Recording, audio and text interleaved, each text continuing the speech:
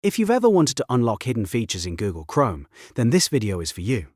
Today I'm going to show you how to enable Google Chrome flags step by step, so you can turn on experimental features, test new tools, and customize your browsing experience. This is a quick and easy process, and I'll walk you through it on desktop and mobile in a simple way. If this video helps, make sure to hit that like button and subscribe for more easy tech tutorials. Let's jump right in. First, open the Google Chrome browser on your computer or mobile device.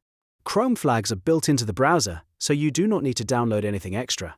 Once Chrome is open, go to the address bar at the top and type chrome//flags. Then press enter. This will take you to the experiments page, where Google keeps all of the hidden and advanced browser features. On this page, you'll see a long list of flags and options, so the easiest way to find what you need is to use the search box at the top.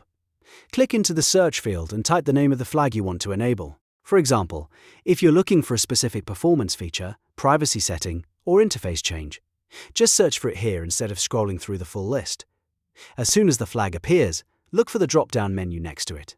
Click the menu and choose Enabled. This tells Chrome to turn that experiment on for your browser. Some flags may have additional choices, but in most cases you'll simply switch it from default or disabled to enabled. After you make the change, Chrome will usually show a Relaunch button at the bottom of the page. Click Relaunch to restart Chrome and apply the new setting. This step is important because the flag will not take effect until the browser refreshes. Once Chrome opens again, the feature you enabled should now be active. If you want to check more flags later, you can repeat the same process anytime by going back to Chrome//flags, searching for a feature, and enabling it. Just keep in mind that these are experimental settings, so some flags may change, disappear, or cause unexpected behavior. It's always a good idea to enable only the flags you actually need. And that's it.